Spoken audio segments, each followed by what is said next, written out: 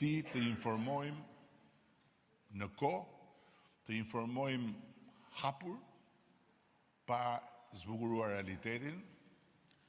dhe të informojmë në mënyrë të detajuar sipërmarrjen për atë që e pret. Ajo që e pret sipërmarrjen me këtë proces të antarësimit në Bashkimin Evropian është një thik me dy presa. Në një anë, e tha Majlinda, një horizont i ri mundësish për ata që do t'jenë përgatitur, nga ana tjetër një humner falimentimi për ata që nuk do t'jenë përgatitur. Ky është realiteti. Dhe kur vjen puna tek siguria ushqimore, duke pasur parasysh pjesën më të ndjeshme të kësaj fushë të gjerë që është siguria e prodhimeve shtazore dhe gjithë në produkteve, ne duhet ta bëjmë të qartë për të gjithë ata të cilët janë të angazhuar, për gjithë ata që kanë investuar qoftë edhe në një baxhet vogël,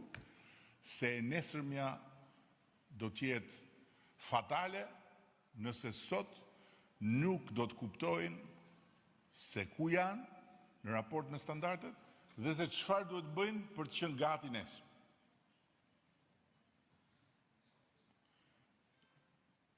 Lexoj dhe dëgjoj që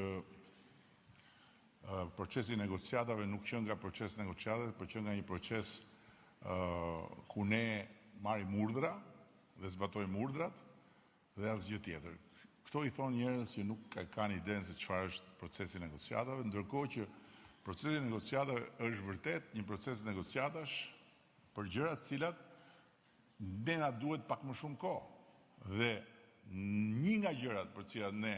na duhet pak më shumë kohë është pikërisht ajo që lidhet me këtë fushë, me fushën e sigurisë ushqimore. Dhe për këtë arsye, ne dhe Komisioni Evropian negociojmë për një shtyrje përtej momentit të antarësimit të afateve kur standardet do duhet jenë 100% ashtu siç i thot legjislacioni evropian, për 100% të gjithë atyre që janë përfshirë në sektorin e bujqësisë. Por ama edhe duke marrë në konsiderat faktin që ne mund t'ja dalim të negociojmë një 5 vjet plus, që do të donte të thoshte nga sot në 2035, në rast se në 2030 do të jemi antar, kjo është një kohë shumë e shkurtër për t'u përgatitur. Bashkimi Evropian, siç e dini, ka sjellë përmes komisionit një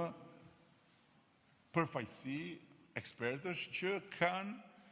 parë pikat e prodhimit, të grumbullimit, të aktiviteteve që lidhen me